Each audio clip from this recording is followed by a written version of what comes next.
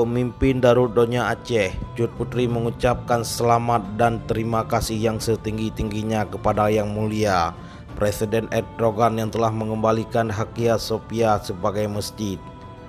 Seperti diketahui pada 10 Juli 2020, Presiden Turki Erdogan telah berhasil menjadikan situs sejarah Hagia Sophia di Istanbul, Turki kembali berfungsi sebagai masjid setelah hampir 100 tahun.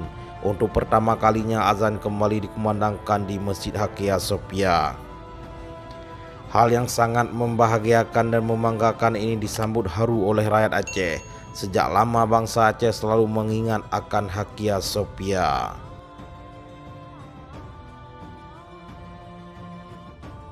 Hubungan persaudaraan Aceh dan Turki yang telah terjalin erat selama ratusan tahun membuat Turki dan Masjid Hagia Sophia begitu lekat dan lestari dalam ingatan dan hati rakyat Aceh.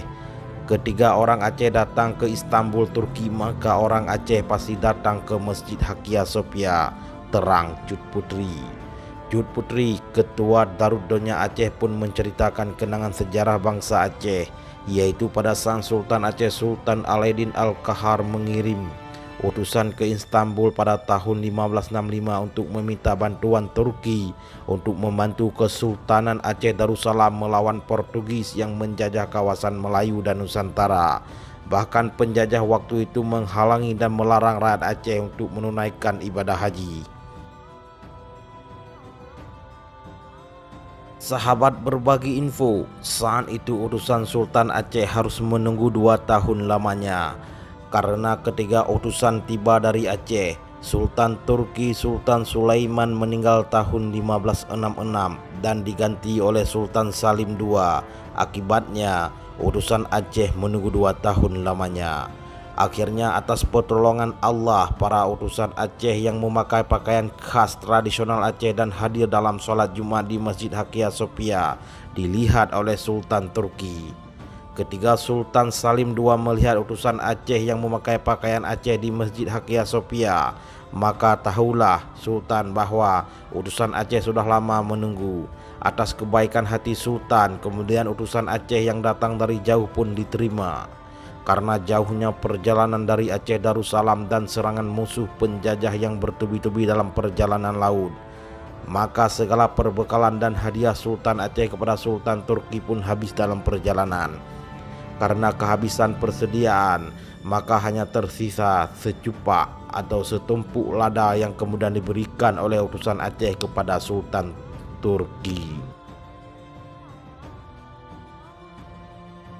Hadiah tulus lada secupak itu diterima dengan segala senang hati oleh Sultan Turki, yang dibalas dengan memberikan meriam raksasa bersepuh emas yang di Aceh dikenal sebagai meriam lada secupak. Ketika Sultan Turki tahu kekejaman Portugis terhadap Islam di tanah Melayu Nusantara termasuk Aceh, maka Sultan Turki mengirim bala bantuan pasukan perang, para ahli membuat persenjataan, berserta jenderal perang dari Turki ke Aceh. Dengan adanya pengiriman bantuan ini, Kesultanan Aceh Darussalam berhasil memukul mundur pasukan Portugis, maka Aceh bersama Turki meraih kemenangan di Asia Tenggara. Pasukan Turki lalu menetap dan berketurunan di Aceh. Ini terbukti antara lain dengan adanya situs sejarah makam para pasukan perang asal Turki di Kampung Bitai, Banda Aceh. Tercatat Wakil Perdana Menteri Turki, Fikri Isik, pun pernah berkunjung ke pusara tentara Turki di kampung yang terkenal dengan sebutan Kampung Turki itu. Sahabat berbagi info, kisah kebaikan hati Sultan Turki terhadap Aceh selalu dikenang dan diceritakan turun-temurun oleh rakyat Aceh dan bangsa Aceh dari generasi ke generasi hingga kini dan sampai masa yang akan datang. Pertemuan utusan Sultan Aceh dan Sultan Turki sehingga Aceh dan Turki berhasil meraih kemenangan di Asia Tenggara. Semua bermula di Masjid Hagia Sophia. Masjid Hagia Sophia adalah ikon Islam sejak ratusan tahun.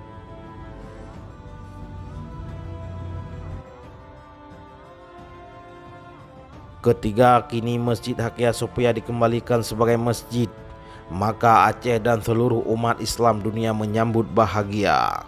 Jud Putri mengatakan kisah Masjid Hagia Sophia yang dulunya dijadikan museum selalu menjadi cerita duka di Aceh yang kerap diceritakan dalam ceramah para khatib dan tengku masjid dan pengajian dari generasi ke generasi. Ketika orang Aceh datang ke Turki dan berniat solat di Masjid Hagia Sophia, maka orang Aceh bersedih karena tiada lagi Masjid Hagia Sophia.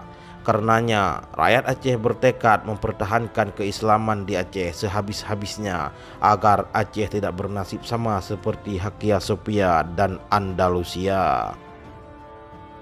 Dan saudara mutua, hari ini Masjid Hagia Sophia telah kembali. Tiada cukup ucapan ribuan terima kasih. Betapa bahagianya kami Aceh Darussalam bahwa saudara kami pemimpin Turki Presiden Erdogan telah mengembalikan Hagia Sophia sebagai masjid. Aceh dan dunia Islam berterima kasih kepada Presiden Erdogan. Salam kami dari Aceh Darussalam, ucap Jud Putri penuh syukur.